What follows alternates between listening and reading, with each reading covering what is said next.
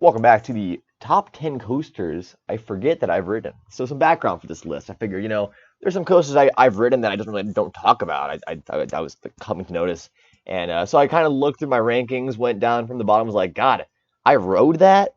So I just kind of, I'm providing you with my top 10 coasters, forget that I've ridden, based on where they rank in my top coasters all time. So honorable mentions, of course, like every top 10 list, it's going to have some more lists that aren't actually in the top 10. So we're going to talk about five more coasters, just like I did with my last top 10. We got Dragon Chinois, of course, in at Jardin d'Acclimatation, or however the hell you say that. In it's the park in the middle of Paris, and there's this abomination of a Soquet, which is the French one of the only French coaster manufacturers.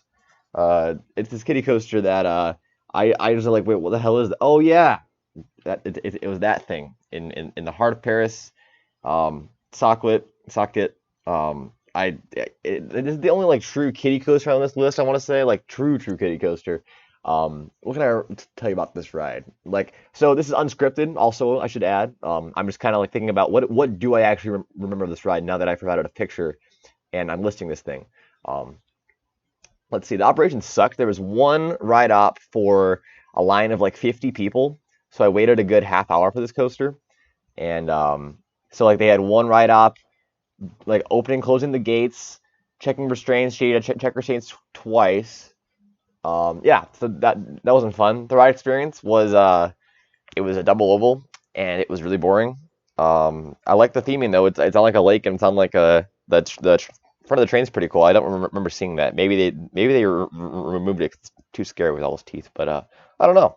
Yeah, that's a coaster I've forgotten. I've forgotten.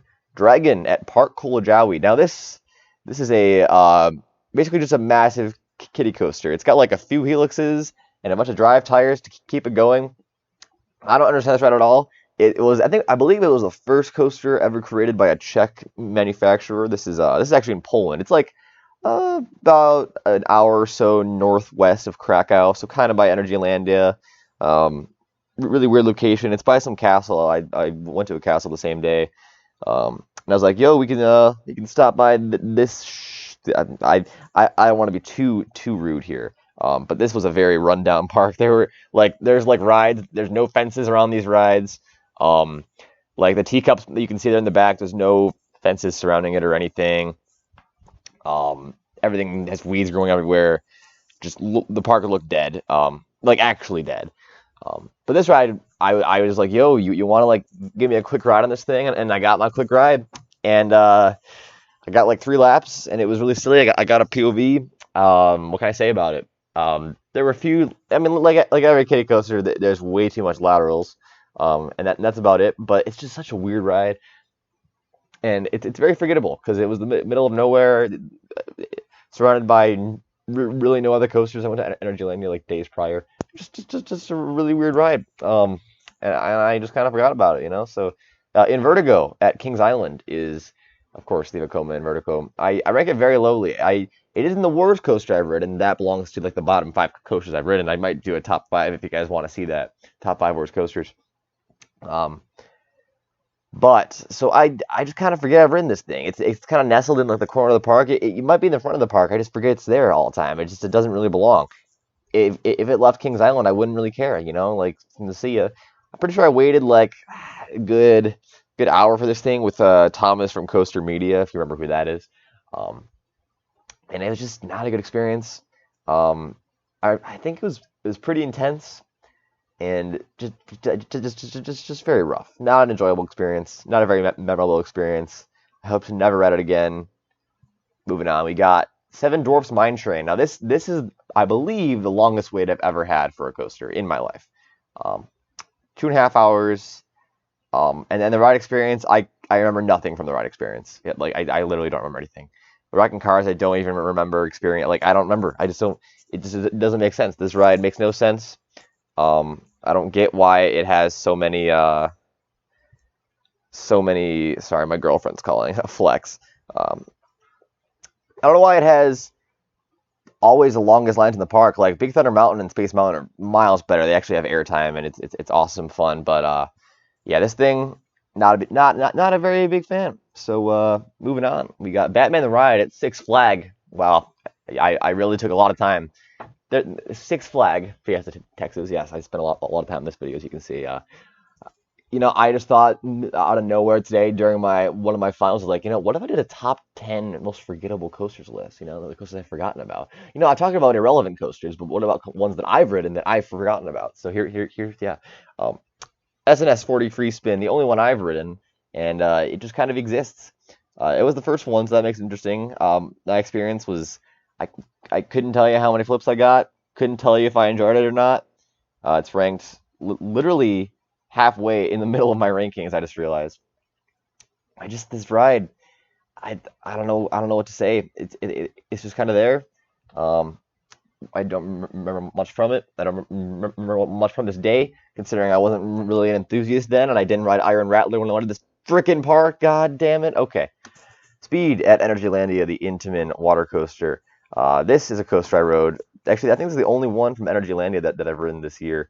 I did ride the other Polish one, the huge freaking dragon wagon. But this one, I think it's the only water coaster I've ridden. And it just didn't do anything for me, and I don't really remember a whole lot from it. Um, the first drop had no airtime. It looked like it is a pretty shallow incline the whole way through. Sure, it's kind of tall. It's like 170 feet tall, but just didn't. It was pointless. I think it was rattly during like the section pictured here, like that little twisty turny helix section. It was kind of intense, but also really unnecessarily rough and rattly for a brand new coaster. I sat in the back to get not very wet because apparently on this ride, like I think TPR did a video on how they got absolutely drenched in the front seat. The back seats weren't as bad actually. So I don't know. My experience was fine. It just really wasn't the greatest ride, and I don't really look forward to riding these anymore. Uh, but I mean, the two Vekomas in the background are great, so check those out at Energylandia. But this one, I mean, yes, I wouldn't be mad if I missed out on this, honestly. But I was lucky enough to ride all 12 credits that were open the day I went. And it was funny because literally a few months later, Zadra and that entire corner of the park opened, adding like what three or four more credits. So, but yeah, this is just like that one coaster I just don't really remember from that day. Like everything else was great. Dragon Roller Coaster was great. I haven't talked about that yet. I don't think I ever really will. But that's a great little family coaster. I rank it pretty highly actually. It's like in my 30s, and there are some coasters on here that are below that. So anyway, Giant Dipper at Santa Cruz Beach Boardwalk is one of those coasters. This is a classic Woodie built by, I don't know, I forget who made it, like Charles Page or something like that. I didn't really, I don't remember much of this ride. It was 2016. It was the only coaster in NorCal that I rode. Um, and Undertow. I missed out on Kitty Coaster because I wasn't a credit holder then. But this ride just didn't do anything for me. I got no airtime at all. I might have got some up in the tunnel out of the station. I sat in the back row, I know, and I now hear this is a front row ride. I didn't know that at the time. Um, but yeah, so I got back row ride, and it just didn't do anything for me. It was a great experience, and it was cool to ride it, and it was it wasn't very rough, and it was enjoyable. But it wasn't really intense at all either. I don't remember any airtime distinctly. I remember coming off extremely underwhelmed. So yeah, that's just a controversial opinion of the day because people seem to love this thing a lot, but I don't really see it. So moving on, Rock and Roller Coaster at Disney's Hollywood Studios. This is the oldest coaster, like as in like the coaster I've ridden least recently. I rode this in like 2011, in the summer 2011. And I don't remember any of this ride. I mean, usually when you ride an indoor coaster, you don't remember anything, but I really don't remember anything. Um, this is just a case of me being boring talking about my childhood. But I probably enjoyed the experience. The theme, I remember the theme a little bit. Aerosmith, something like that. Who cares? I'm not a big Disney guy, really. I went back because my school band trip went there in junior year 2 years ago. Yeah, this is a thing that existed, and it was kind of intense. I guess it had two inversions. I don't really remember them. So yeah, moving on. Goliath at Six Flags Fiesta Texas, the B&M Batman that everybody, even you watching this video has forgotten about. Yeah, it's actually the first coaster that you see at Six Flags Fiesta Texas. It's right up against the parking lot. It looks great. As you can see, the paint job is amazing. But like, why is it called Goliath? I don't think of that as a Goliath. It's 100 feet tall. There are two coasters that are like way taller in this park, like 160 or yeah, 170 for two coasters. and this one's just kind of there. I remember being a pretty rattly Batman. I'm pretty sure it's my only Batman. I haven't run into too many BM inverts, but I remember being very rattly and kind of intense. But I mean, I can forgive it for being rattly, considering it's been to three parks, in its lifetime. It opened as Gambit at some random park in Japan. I forget the name. And then that was relocated to Six Flags New Orleans, and that was obviously wrecked by Katrina. And thanks to the fact that it's an inverted coaster and it's highly off the ground, they were still able to relocate it to Fiesta, Texas as Goliath in 2008. So yeah, I rank it, not too high. I'm sure like a really good, smooth, intense Batman coaster, I'd rank probably maybe even in the teens or 20s. Um, yeah, but this one just I don't know, it didn't really do a whole lot for me. So yeah, don't really remember much from it. It was the first ride of that day, probably the first coaster I had ridden in several years. Or no, I think I went to Cedar Point in 2015. Again, boring babble about my childhood. Nobody wants to see this. You're here for the coasters that I've forgotten about, like the Beast at Kings Island. Of course, who even remembers the Beast? Totally boring ride. I rode during the day, so I mean there is that. Beast day rides. There's kind of a meme that they kind of suck. And yeah, my ride sucked. I don't remember anything. It was really boring. It's kind of a train ride through the woods. It's really just a glorified train ride, honestly. Honestly, I might have had more fun on the park train, considering there's a tour guide on that, like talking about things. On the Beast, I just kind of sat there for all those straight sections and trims, and just it was pretty boring. Only part of this ride I can kind of remember is the final helix. That's like the only part of the ride that everybody ever talks about. Yeah, there are a lot of things at Kings Island I rank higher than Beast. Like I rank Racer and Bat higher than Beast. I don't know, but I still need to get that night ride because apparently those are fun.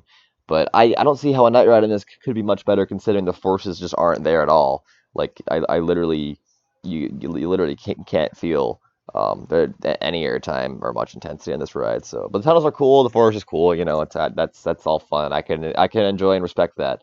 But I just kind of forget about my experience. I don't remember anything but that helix, and it was a very forgettable ride. So cool stuff. Not really. Moving on. Number five is Scream. This is another pretty straightforward one. I mean, come on, it's the classic parking lot coaster at Magic Mountain, the coaster that they did not need. Why did they add this? It was like the only B&M added in 2003, or one of the only Six Flags editions in 2003, and I don't get it. It's just kind of there, and no, and like even the park goers seem to know it's just kind of a trash ride. Um, sure, I mean it's intense and it's got the seven inversions, which is great, but like give this to a park that needs it more. I found it pretty rattly, not that enjoyable. I think I rank Rugru higher now. I don't remember. I it's a really standard, boring Folos coaster. So yeah, moving on. We've got Valraven at Cedar Point. It's the only coaster from Cedar Point on this list because I just ignore it every time I'm there. It's just very forgetful, very forgettable, and it just kind of exists. I don't know why they added this. They should have added something that would actually, increase the depth of Cedar Point's lineup, which is already very deep. But I mean, they could have used a different kind of code. I don't really know. Maybe a flyer would have been nice. But this is it's there, and I've ridden it twice, I believe. I just don't really care for the restraints. The restraints are even worse than gatekeepers, if that was possible. Um, I rode. Oh yeah, that's right. My most recent ride, I got like a back row, back left. It was super rattly as well. Like I'm, I am kind of a weenie when it comes to rattles. I'm not like that bad. Like I can enjoy a ride with a decent rattle, but like this was a pretty bad rattle. Um, like a common theme on newer B&M rattles is that wherever there's like insane positives, and this ride does have some pretty good positives. Like especially after the first drop, there's some really nice positives. You're probably hitting a sustained 4Gs for a few seconds, which is nice. But no, yeah, it was super rattly and just pretty uncomfortable, not very enjoyable. The best part of the ride is still that roll. Actually, I remember the roll being particularly rattly as well. Just the whole ride, I just didn't like it, man. The airtime hill gives nothing. I don't really care about riding this whenever I go to Cedar Point. I just head straight to Blue Streak and Steel Vengeance, and I'm happy. And Maverick, of course. Whatever. Who cares? Okay. X2 at Magic Mountain. This is a ride I also am kind of known for not liking, but nobody really knows it. But no, I just I don't remember much of this ride. I didn't really enjoy it very much. I was stupid and sat in a pretty crappy seat. I sat in a front row outside seat. That is The front row like facing the drop. Just I don't know what I was thinking. Because I know the inner seats are much smoother apparently, so that kind of sucks. Because I was riding alone too, so I could have sat on the inside. Um, the seat rotations were very jerky and uncomfortable when I rode it. I don't know if it's, I'm a weenie. We've been knew that. I am a weenie, but I don't know. I did this ride while very cool. The fire effects weren't working, not a whole lot. I didn't wait in line for very long. Did buy a locker. Um, because I had a flash pass when I went because I only had a few hours in the park. Um, I don't know. This one just really never really stuck out to me at Magic Mountain. It was just kind of experience. But I know I got to try it again, and they're all those rides I'm down to try again and see if they're worth talking about anymore. Worth thinking about making higher. And this is probably the number one on the list for that. So yeah, that's my thoughts on X2. It's a cool ride, a little short actually as well. I should point that out. Very cool ride. I respect it for what it did for the industry and how it ended Arrow, which kind of sucks at the same. I don't know. I need to ride this again to actually be able to talk about it. So moving on, we've got Superman Krypton coaster. That's right. I did go to Six Flags Fiesta, Texas, of course. Yes, I did ride this because um, we just kind of never really went over to the right side of the park, and I just never really rode Iron Rattler and cry about it every day. But that's the story of my life. Is I cry about how I haven't ridden Iron Rattler and Light Coaster, despite the fact it was very easy to have ridden them.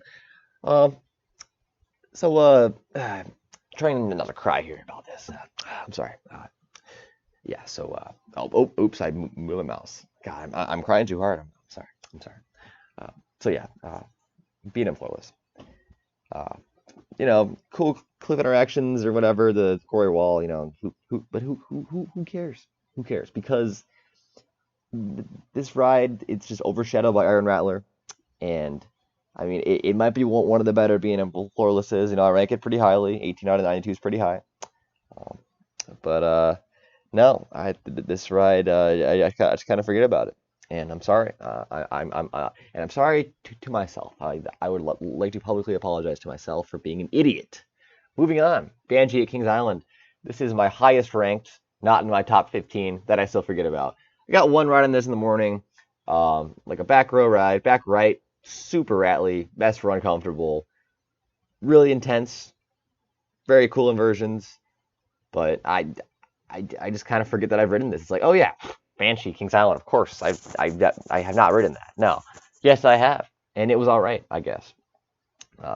But no, yeah, it's definitely my top coaster that's not my top 15. I mean, really, I don't really forget about anything in my top 15. So it's my top coaster that I forget about. So thanks for watching, guys. I'll see you guys later. Yeah, very, very cool video.